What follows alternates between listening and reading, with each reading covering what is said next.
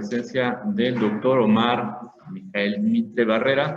Él es residente de cuarto año de ginecología en Hospital Ángeles Pedregal. Y para el día de hoy vamos a platicar un poco sobre lo que es cáncer cervicouterino. Damos la palabra al doctor Omar para que nos haga la presentación de su tema.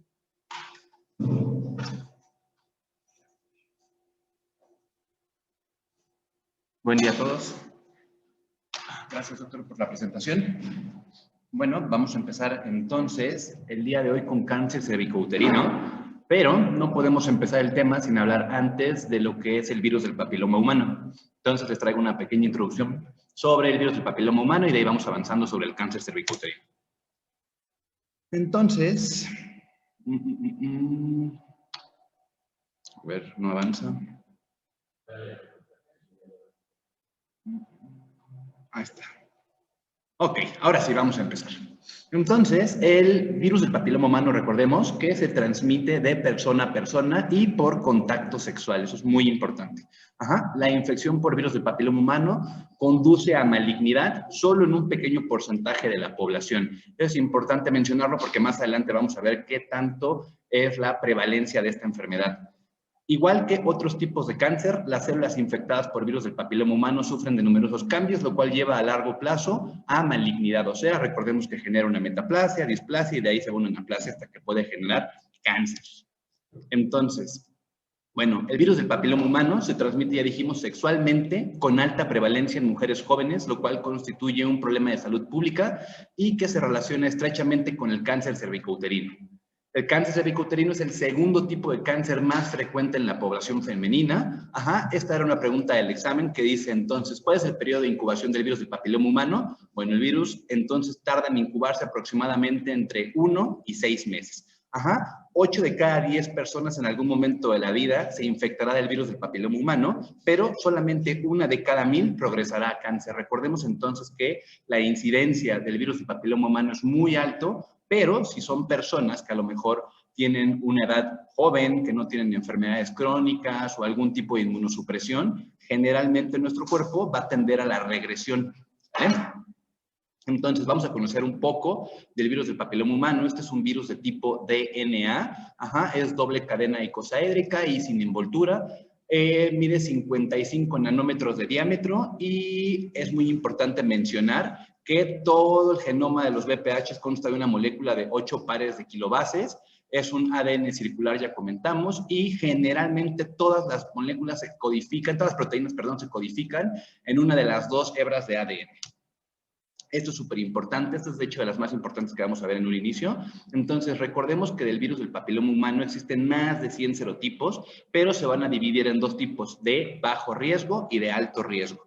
Los de bajo riesgo, que hay que recordar, son generalmente el 6 y el 11, que esos suelen generar verrugas, van a generar condilomas, y los de alto riesgo, los más importantes, son 4 que hay que mencionar, que son el 16, 18, 31 y 33, pero de estos 4 el más importante de todos, el responsable del cáncer cervicouterino de los virus de alto riesgo, generalmente hasta un 80% de los casos suele ser por el serotipo 16. ¿Sale? Pero los 4 de alto riesgo más importantes, 16, 18, 31 y 33. Aquí podemos ver en la imagen cómo se identifica entonces primero un cervix normal. Vamos a ver cómo va el relojito. Abajo vemos una lesión intraepitelial de bajo grado, va progresando a una de alto grado, se ve un borde interno y cómo se identifica ya entonces un cervix con cáncer. Aquí les pongo de igual manera una estadística en la que te marca que entonces los de alto riesgo más importantes, 16, 18, 31 y 33, de bajo grado, 6 y 11 para recordar. Ok, entonces, importante mencionar que todos los tipos de virus del papiloma humano son epiteliotropos, o sea que tienen afinidad por epitelio, en particular el escamoso, totalmente diferenciado para que se complete el ciclo vital del virus del papiloma humano. Va a afectar a los queratinocitos, que son la célula predominante de las superficies epiteliales. Hay que recordar lo más importante del virus del papiloma humano y el cáncer cervicouterino, la zona en riesgo va a ser la unión escamo-columnar, que esta se identifica entre la unión del endo y el exocervix. Recordemos que el endocervix está compuesto por células cilíndricas, y las células del exocervix va a ser un epitelio estratificado no queratinizado. Se cree que el virus del papiloma humano, esto es importante, se transmite por contacto con queratinocitos descamados de un individuo infectado a otro. Y este contacto puede ser indirecto por verrugas cutáneas. Recordemos que no solamente se identifica virus del papiloma en el cuello de la matriz, en el cérvix, sino también podemos tener lesiones en el resto del cuerpo, que estas van a aparecer como verrugas cutáneas. Y si tenemos un epitelio descamado, entonces podemos transmitirlo de una persona a otra o de modo directo, que va a ser pues por contacto sexual y genera una infección directamente en el cérvix. Esta muy rápida, nada más la pongo porque siempre es importante mencionar la fisiopatología. Recordemos que entonces la base de la infección del virus del papiloma humano va a estar en las proteínas E6 y E7. Eso es súper importante, en particular la E6, que esto va a conllevar a la pérdida de la función del P53 y de la proteína RB. Recordemos que estos dos son los guardianes del genoma y estos marcan cuándo debe existir la apoptosis, el crecimiento. Entonces, al atacar estas proteínas E6 y E7 al P53 y a la PRB, van a generar un fallo en el freno del crecimiento, o sea, va a tener un crecimiento desmedido y a una pérdida de la señalización apoptótica. Eso quiere decir que nuestra célula se va a volver inmortal, va a seguir viviendo y creciendo y, por lo tanto, generar una metaplasia, displasia y anaplasia. El fallo en el punto de control del ciclo celular de las células que expresan E6 produce una duplicación cromosómica y alteraciones del centrosoma. Como se dan cuenta, entonces, se va modificando todo el genoma de nuestro virus. La integración del virus del papiloma humano se asocia con la inestabilidad cromosómica y con un exceso de expresión de oncoproteínas E6 y E7. Entonces, para que se lleven como recordatorio, ya dijimos que lo más importante de la fisiopatología del virus del papiloma humano es a nivel de las proteínas E6 y E7, que estas silencian la muerte celular programada y de crecimiento.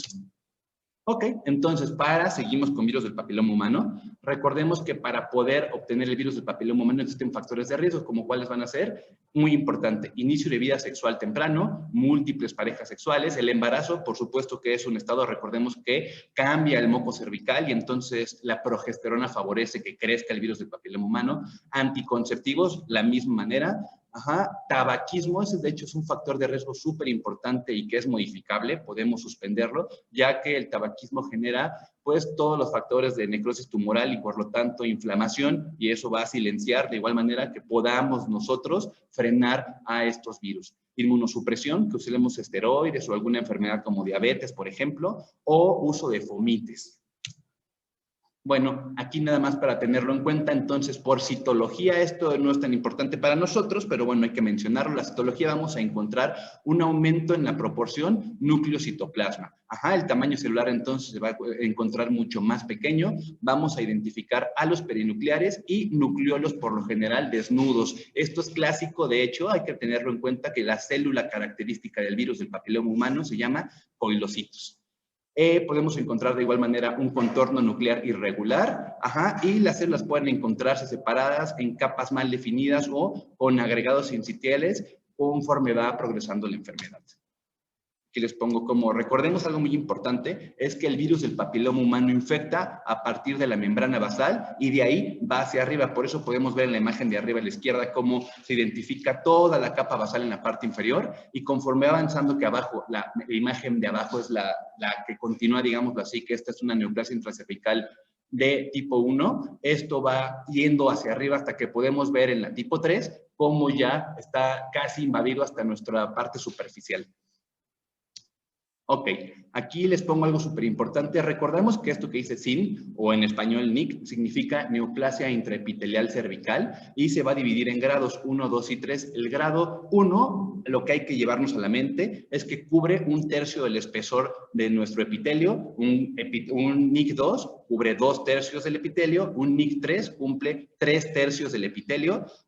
Este ya se le conoce como un carcinoma in situ, pero lo más importante que hay que llevarnos de esto es que todas estas neoplasias intracervicales no son todavía un cáncer invasor porque la membrana basal está respetada. Ahorita lo vamos a observar. ¿Sale? Y aquí pone por eso en el NIC 3, progresión a cáncer in situ, pues nada, porque esto ya se considera como un cáncer in situ. Pero la progresión hacia un cáncer invasor, o sea que vaya más allá de la membrana basal, con un NIC 1 es 1%, NIC 2 5% y con un NIC 3 va más allá del 12%.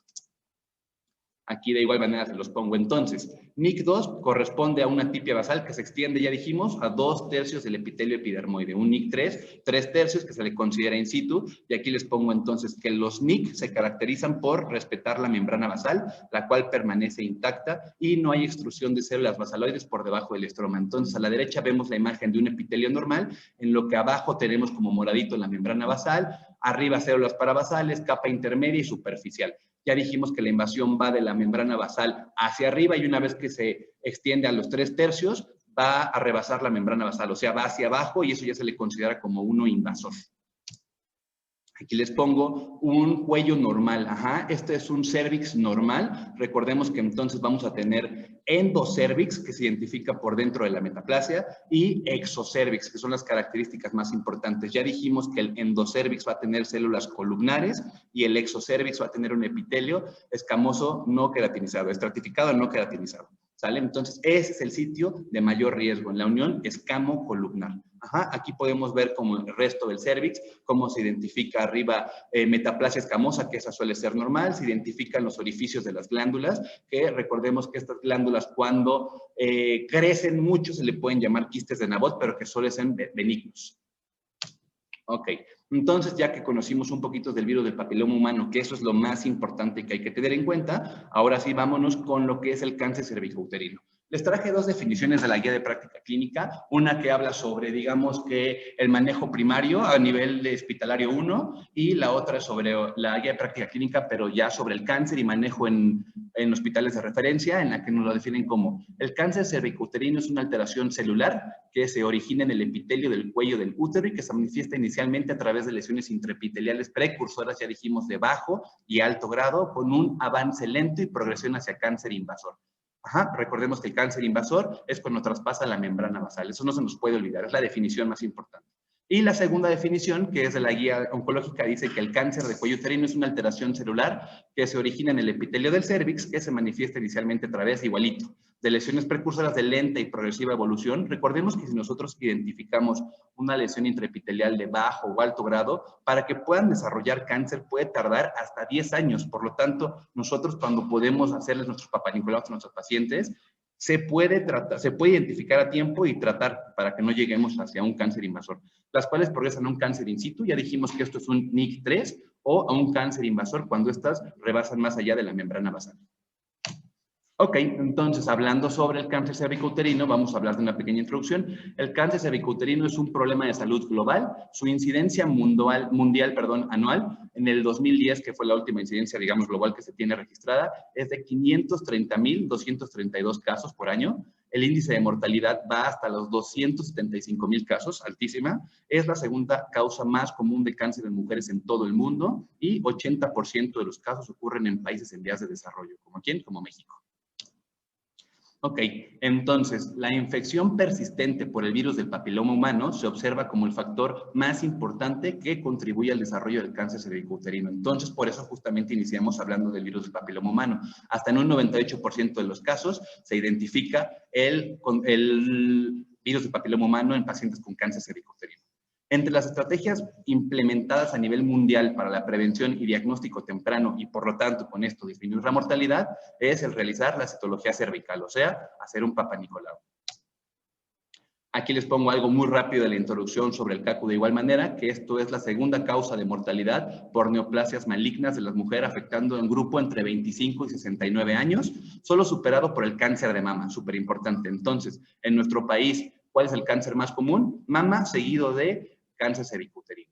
Ajá. Es un problema de salud pública que se presenta principalmente en la población de nivel socioeconómico bajo y frecuentemente se encuentra en estadios avanzados, o sea, ya que les podemos ofrecer solamente un manejo paliativo. ¿Y por qué va a encontrarse en pacientes con un nivel socioeconómico bajo? Bueno, porque no suelen acudir a sus revisiones de seguimiento y por lo tanto, pues como no se toman en 10 años o mucho más una citología cervical, pues vamos a encontrar en estadios mucho más avanzados, porque como les dije, la incidencia en la población en general de virus de papiloma humano es alta. 1 de cada 2 personas después de los 25 años presentan la infección. Los síntomas son comunes y poco específicos y requieren de un estudio clínico completo y una confirmación histológica. Ahorita lo vamos a ver. Ajá, esto solamente es una introducción. El tratamiento depende del momento en el que se diagnostica a la paciente y se debe individualizar cada caso. Manejo multidisciplinario, valorar tratamiento conservador versus radical. Recordemos que también podemos tener el caso de pacientes que buscan aún fertilidad y por lo tanto, pues el hacer una histerectomía como tal no sería la indicación de un inicio. Entonces hay que individualizar a cada paciente. ¿Qué factores de riesgo vamos a presentar para generar el cáncer cervicouterino? Ya dijimos, inicio de vida sexual antes de los 18 años, múltiples parejas sexuales, infección por el virus del papiloma humano, que es el más importante, tabaquismo, infección por transmisión sexual, o sea, que se unan extra otras infecciones. Pareja sexual masculina infectada por virus del papiloma humano, pareja con múltiples parejas sexuales, mujeres menores de 30 años sin antecedente de control citológico, o sea, que no se estén haciendo su Papá Nicolau, que ahorita vamos a ver cuándo está indicado, deficiencia de ácido fólico, inmunocomprometidas, que tomen anticonceptivos orales por largo tiempo o fumadoras. Ok, entonces, hablando de estadísticas nacionales, vamos a encontrar que las defunciones por cáncer en México corresponden a mama, 15%, y cáncer cervicouterino, 13.9%. Ahí tenemos entonces nuestra tasa de función por cáncer. Entonces, mama, como ya dijimos, primer lugar, seguido de cáncer cervicouterino. La última estadística disponible en México es del año 2006, en la que se encontró una incidencia de 23.3 casos por cada 100,000 y una mortalidad de 11.9 por cada 100,000. ¿Sale? De cada 10 muertes por cáncer en mujeres mexicanas, una de cada 10 es debido a cáncer cervicouterino. Ajá, y aquí las estadísticas de las entidades con mayor mortalidad. La que presenta mayor mortalidad por cáncer cervicouterino es número 1 Chiapas, con un 18%, seguido de Morelos, Sonora, Quintana Roo, Chihuahua y Baja California. Estos no es los que tengan más prevalencia, sino que los que tienen más mortalidad. Ok, ahora vamos a ver una diferencia totalmente con la estadística en Estados Unidos. Aquí, de acuerdo a la guía de la Sociedad Americana de Cáncer, estiman que en Estados Unidos para el 2021, o sea, en este año, se diagnosticarán alrededor de 14,480 nuevos casos, o sea, una estadística bajísima. Ajá, el índice de mortalidad de todas las pacientes con cáncer cervicouterino solamente llega a 4,290 casos. Ajá, y la edad promedio para el diagnóstico de esta enfermedad es a los 50 años, aunque se suelen encontrar entre los 35 y 45 años. En Estados Unidos, las mujeres hispanas tienen más probabilidad de padecer cáncer cervicouterino, seguido de las mujeres de raza negra, indias americanas y, por último, las de raza blanca. Esta es estadística de apenas del 2020, noviembre del 2020. ¿Qué signos y síntomas vamos a encontrar? Bueno, como ya dijimos, van a ser realmente síntomas muy variables y que no te pueden hacer sospechar en un inicio en una enfermedad tan agresiva, pero van a ser, por ejemplo, sangrado intermenstrual, sangrado poscoital después de la actividad sexual que genere un sangradito, sangrado posmenopáusico. Bueno, este sí es súper importante tenerlo en cuenta, ¿no? Esto no es normal. Toda mujer con sangrado posmenopáusico se tiene que estudiar. Apariencia normal del cérvix, dolor pélvico crónico o descarga vaginal anormal. Y aquí les pongo que entonces el estudio de todas las pacientes con cáncer cervicouterino debe incluir historia clínica completa, pues para poder recolectar nuestros antecedentes de importancia, un examen físico completo con especuloscopía y valorar si hace falta posterior colposcopía, toma de citología y biopsia. Ok, ¿qué tipos histológicos vamos a encontrar? Aquí les puse en la parte de arriba los 3 más comunes, que entonces va a ser, número 1, carcinoma de células escamosas, que esta suele encontrarse a nivel del exocervix y este se identifica hasta un 75% de los casos. Seguido del adenocarcinoma, que esto va a ser de las células glandulares del endocervix y esto se identifica hasta en un 25%. Recordemos que todos los adenocarcinomas tienen trofismo por las glándulas. Ajá, seguido, bueno, eso es un 25%, y seguido por carcinomas adenoescamosos o mixtos, que se los puse del lado izquierdo todos los que podemos encontrar, pero realmente estos son raros. Los que hay que tener en cuenta nada más son el carcinoma de células escamosas y el adenocarcinoma en un segundo lugar. Aquí les pongo cómo se identifica, bueno, un útero normal y cómo se identifica entonces el cambio de la unión escamo-columnar. Ya dijimos que columnar es la parte del endocervix, escamosa, no estratificada, el exocervix. ¿Sale? Es la zona de mayor riesgo para padecer esta enfermedad. Ok, aquí les pongo entonces ahora cómo se va a identificar la historia natural de la enfermedad. Veamos entonces cómo se ve por histología un epitelio normal de un cérvix y ya les dije cómo entonces va a infectar el virus del papiloma humano a partir de la parte basal.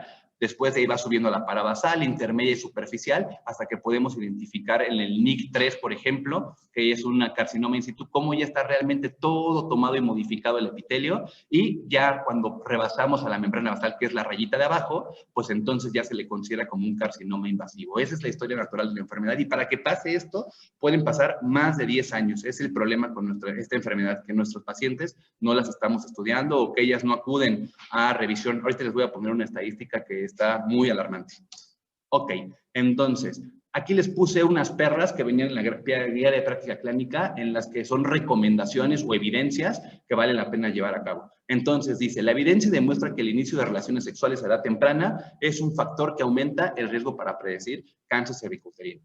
La evidencia apoya el uso de condón para reducir el riesgo de infecciones de transmisión sexual. Sin embargo, incluso con el uso constante y correcto, la transmisión aún puede ocurrir.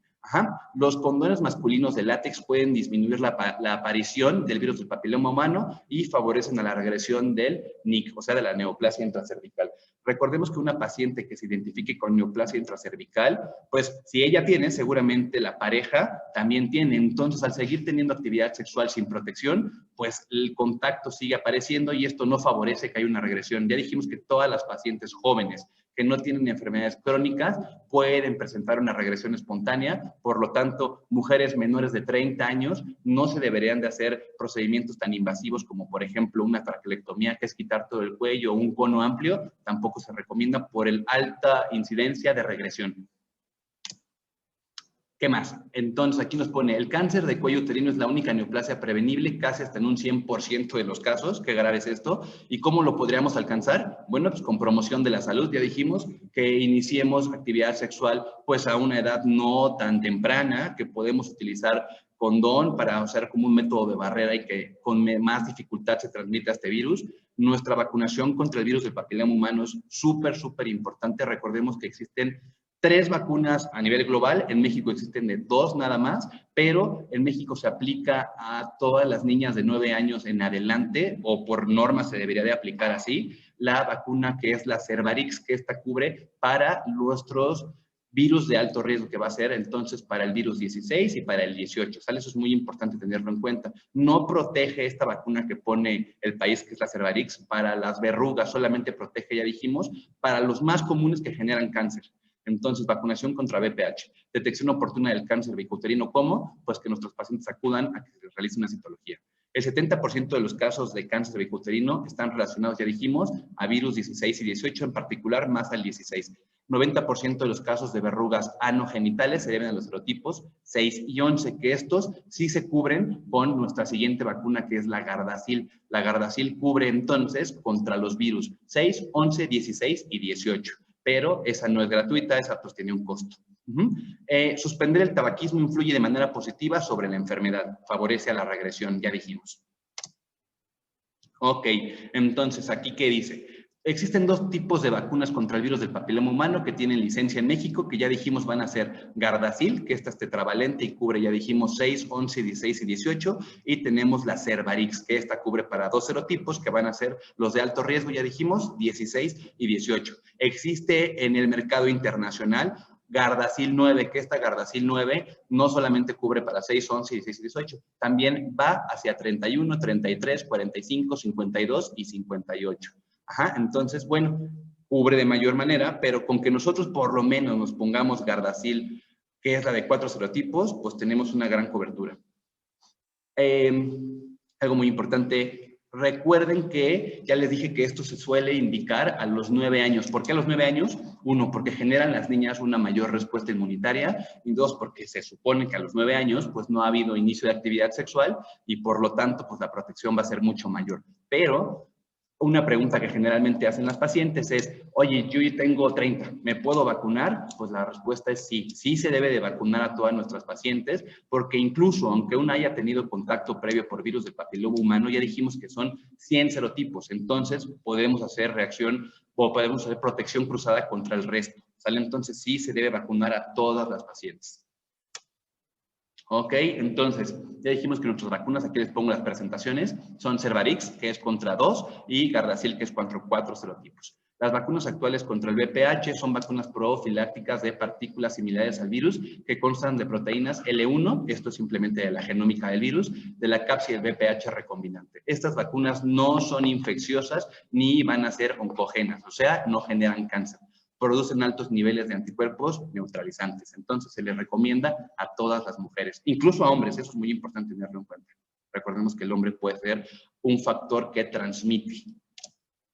¿Ok? Ahora, ¿cómo va a ser el tamizaje para el cáncer cervicouterino? Entonces, la prueba de tamizaje de elección para el cáncer cervicouterino va a ser la citología cervical en base líquida, que les pongo arriba a la derecha para que lo puedan identificar cómo se toma. Esto se toma igual con un cepillito especial que este trae y se deposita en un medio de cultivo. Entonces, esta base líquida nos va a dar una sensibilidad para el cáncer cervicouterino de hasta un 80%, a diferencia de la convencional, que esta generalmente se hace o con un hisopo o en algunas ocasiones simplemente con lo que tengamos en la mano, hasta en un 70% de los casos. Entonces, la citología de base líquida resulta ser una muestra más completa, sin células dañadas o cubiertas por sangre o moco.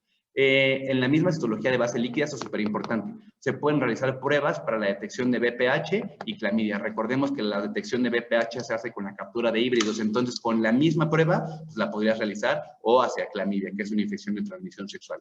La citología cervical convencional sigue siendo el método de elección de tamizaje debido a su menor costo. Pues obviamente la base líquida es mucho más cara, pero bueno, la que tengamos disponible es la que se debe de ocupar. Aquí les pongo una forma en la que se debe de tomar nuestra citología. Recordemos que debe de llevar células del endocérvix y exocérvix. Eso es súper importante. Muchas veces nada más lo meten al cuellito del útero y pues nos llevamos puro endocérvix y así no debe ser. Ya dijimos que el riesgo se encuentra en la zona escamo-columnar. Ok, entonces aquí les pongo, ¿cuándo debo tomar la citología? Entonces, la edad óptima para iniciar el tamizaje realmente es desconocida porque ya vimos que la historia natural de la enfermedad y del virus del papiloma humano, pues son muy largos, pero se recomienda que se tome por primera vez 3 años posteriores al inicio de la primera relación sexual, o si esta paciente no ha iniciado actividad sexual, bueno, que lo iniciemos a partir de los 21 años, ¿sale? Lo que ocurra primero. Eso es súper importante que hay que llevarnos en la mente. La citología se realizará anualmente hasta que se acumulen 3 pruebas negativas y si estas 3 salieron negativas, se puede valorar el citar a nuestra paciente cada 2 o 3 años. Esto es lo que les comentaba que es súper importante. Miren, acorde a la encuesta nacional de salud, o sea, la ENSANUD, solo 1 de cada 2 mujeres mayores de 25 años se han realizado una prueba para detección de cáncer cervicouterino. Muy grave, ¿no? Esto es una estadística muy alarmante. Y ya dijimos que es súper prevenible, entonces, pues ahí está fallando la prevención de la salud.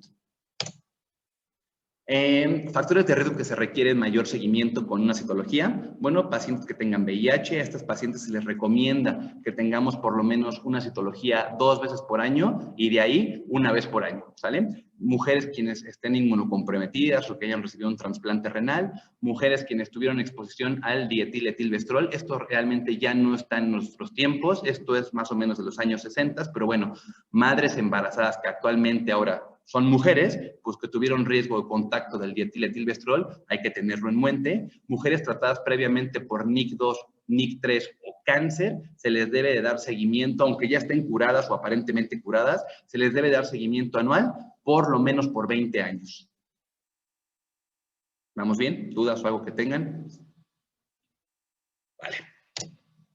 Ok, y ahora, ¿hasta qué edad se recomienda seguir tomando el Papá Nicolau? ¿Se toma siempre? Pues la edad para que ya podamos suspender la toma de Papá Nicolau debe ser a una edad de 70 o más años, pero no solamente debe ser así, debe ser una paciente que pues hubiera tenido su seguimiento regular anual por lo menos los últimos 10 años y que de estos los últimos 3 hayan salido negativos. Entonces, si a partir de los 70, bueno, pues ya se puede dejar de tomar la citología porque ya dijimos, si tiene 70 años, está negativa todo, ya dijimos que la historia natural de la enfermedad para llegar a cáncer tarda por lo menos 10 años, entonces realmente el beneficio ya no es tanto. En mujeres con mayor edad, mayor de 70 años, con antecedentes, ya dijimos a dietil-etilvestrol, VPH, lesiones de alto grado o cáncer, se deberá continuar con el seguimiento anual, a pesar de que tengan más de 70 años. Ok. ¿Cuándo se le debe hacer una colposcopía o se le hace a todas? Pues no, acuérdense que la colposcopía es algo posterior, ya que se identifica una lesión, pues se va a hacer. ¿Qué dice la norma? Dice, se debe referir a las pacientes para evaluación y seguimiento en la clínica de colposcopía cuando la citología cervical reporte células escamosas o glandulares atípicas, que estos se corresponden al ascus o agus. Células escamosas atípicas que no excluyan lesión de alto grado, lesiones de bajo grado, lesiones escamosas intraepiteliales de bajo o alto grado o moderado. Moderado ya no se ocupa en nuestros, eso es viejo realmente, pero alto o bajo grado se deben de mandar a colposcopía. ¿Para qué? Para que con la colposcopía nosotros podamos aplicar ácido acético y con esto poder tratar de identificar la lesión y con esto tomar una biopsia dirigida. Toda paciente con sospecha de cáncer cervicuterino deberá ser corroborada mediante colposcopía y toma de estudio histopatológico, el cual se realizará mediante toma de biopsia dirigida, ya dijimos, curetaje endocervical y conodiagnóstico en algunas ocasiones.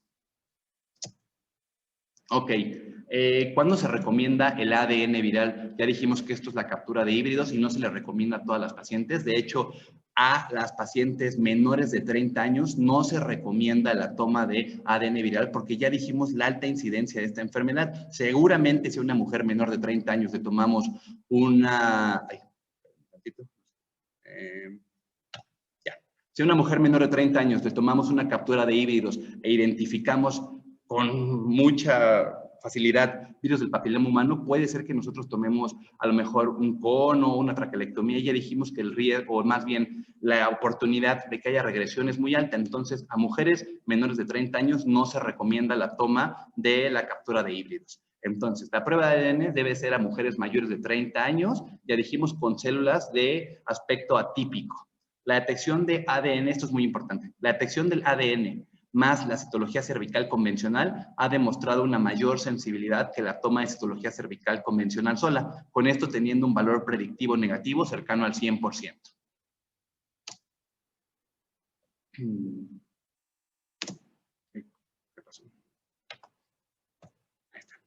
Aquí les puse unas perras de cuáles van a ser las situaciones especiales. Bueno, aquí muy importante, mujeres que se sometieron a esterectomía total por una causa no relacionada a cáncer cervicouterino, a estas pacientes sí se les puede suspender ya la realización de citología anual. ¿Por qué? Pues porque con la esterectomía nos estamos llevando el cuello de la matriz, que pues es el riesgo que tenemos para generar este cáncer, ¿sale? Pero a las mujeres a quienes se les haya realizado una esterectomía subtotal, que la subtotal quiere decir que nosotros dejamos el cuello de la matriz, se deberá continuar la citología de acuerdo a lo recomendado en la guía, o sea, anual, hasta que tengamos 3 negativas y de ahí 2 o cada 3 años. Mujeres que recibieron la vacuna de VPH, muy importante, deben continuar su detección de cáncer cervical de la misma forma que las no vacunadas. ¿Por qué? Porque ya dijimos que existen más de 100 serotipos y la vacuna solamente protege contra el 16 y el 18.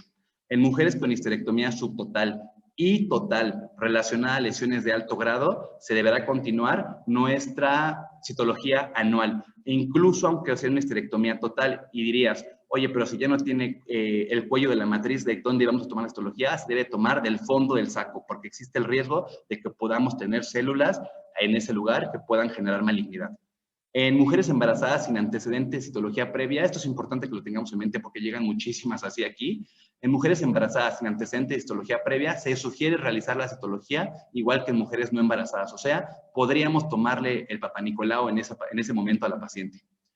Mujeres inmunocomprometidas, por ejemplo, con trasplante, tratamiento de quimioterapia, inmunodeficiencia adquirida o enfermedades de la colágena, se debe de dar seguimiento anual. Y por último, esto es importante, mujeres que tienen sexo con mujeres, debe realizarse la citología cervical con la misma frecuencia que las mujeres que tienen sexo con hombres, ¿vale? Eso es importante porque podría decir una paciente, oye, pero yo no tengo actividad sexual con varones. Bueno, no importa, el riesgo de la transmisión en mujer-mujer es el mismo.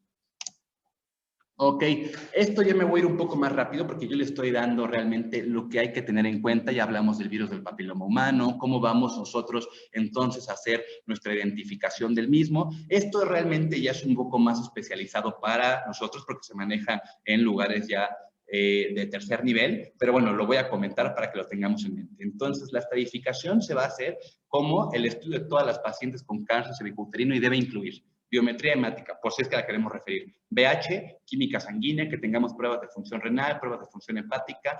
En caso de que estemos sospechando, ya dijimos que muchas de nuestras pacientes se van a encontrar en estadios avanzados, entonces en caso de que sospechemos de invasión a vejiga o recto, se puede solicitar una cistoscopía o una rectosigmoidoscopía. con toma de biopsia. Importante, la tomografía axial computada es recomendable como el estudio mínimo para la estadificación y planificación del tratamiento.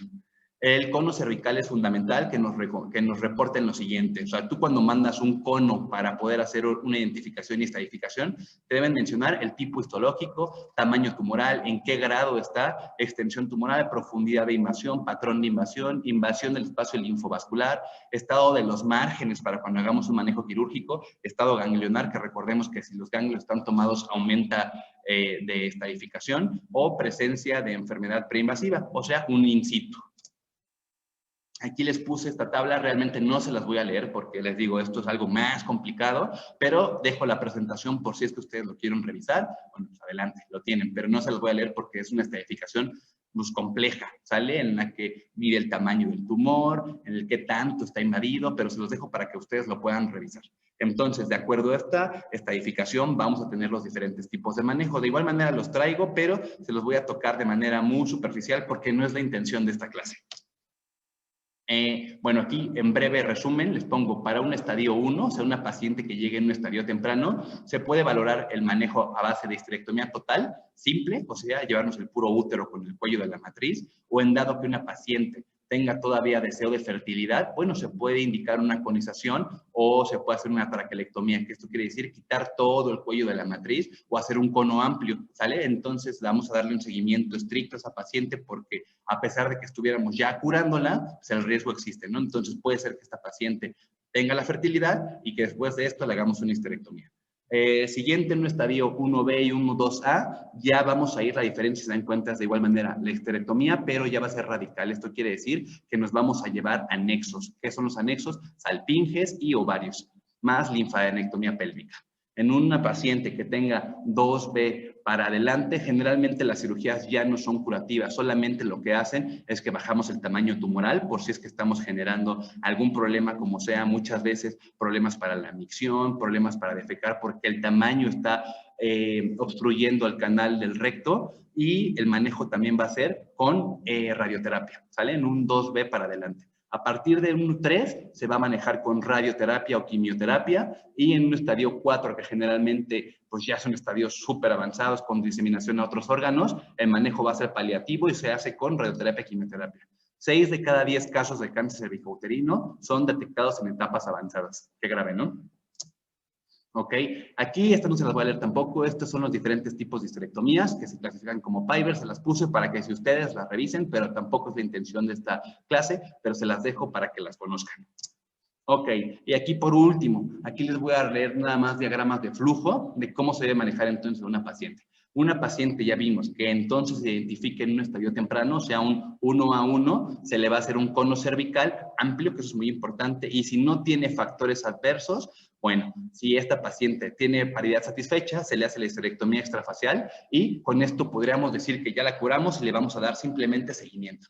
A una paciente que tenga paridad no satisfecha, se le va a hacer un cono amplio, una traquelectomía, vigilancia y posterior se podría indicar la histerectomía para que sea curativa. En una paciente que tenga ya un estadio 1B1, pero es muy importante, aquí les digo, esto es por estadificación, pero con un tumor menor de 2 centímetros, si esta paciente tiene contraindicación para cirugía, se le va a dar pura radioterapia y seguimiento. Si no tiene contraindicación para cirugía, le vamos a hacer una histerectomía, ya dijimos que sea radical, que incluya anexos, y linfadenectomía pélvica y retroperitoneal. Si todo esto sale bien, pues le vamos a dar a nuestra paciente pura vigilancia. Si esta paciente tiene factores pronósticos adversos, se le da extra radioterapia y si tiene ganglios tomados, que sería algo grave, pues se le va a dar quimioterapia con radioterapia concomitante. Posterior, vamos a ir ahora a un grado 2A, pero de igual manera que mida menos de 2 centímetros. Si tiene contraindicación para la cirugía, radioterapia y vigilancia. Si no hay contraindicación, lo mismo, histerectomía amplia con anexos y linfadenectomía. Si sale sin factores de riesgo, vigilancia. Si tiene factores de riesgo, se le va a dar radioterapia extra. Y si tiene ganglios, de igual manera, quimio más radioterapia. Y por último, a una paciente que tenga un tumor mayor de 4 centímetros o que tenga un estadio 2A para adelante, se les va a dar de inicio radioterapia con quimioterapia. Podemos validar si con esto hay una reducción del tamaño tumoral y ofrecerle un manejo quirúrgico, pero ya vimos cómo realmente a partir de un 2A, mayor de 4 centímetros en adelante, realmente la curación es baja. Y una paciente con un estadio 4B, que eso quiere decir que ya tiene metástasis a distancia, simplemente va a ser un manejo paliativo, radioterapia, quimioterapia. Y pues terminamos. Dudas que tengan, tenemos tiempo para preguntas.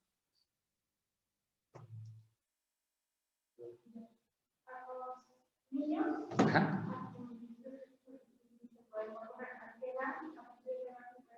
Está dicho que se debe hacer a los 9 años, o sea, en cuarto año de primaria. Si no, se pueden vacunar en cualquier momento de la vida, pero por norma oficial deberían vacunarse en las escuelas a partir de los 9 años, porque le sale más barato al gobierno poner una vacuna contra el cáncer que tratar a las pacientes que ya están con un estadio avanzado. Entonces, a todas las pacientes se les debe poner, a todas las niñas, a los 9 años. Niños no está indicado, o sea, no está indicado por norma oficial mexicana, pero de igual manera, ya te entendí, varones, perdón, que te había entendido como chicas. Se les puede poner igual a partir de los 9 años y es para que no transmitan los virus de alto riesgo y para que ellos también, acuérdate que aunque ellos no generen cáncer cervicouterino, pueden producir condilomas, verrugas. Entonces sí vale la pena que se aplique, pero a ellos entonces la que es la Gardasil, la que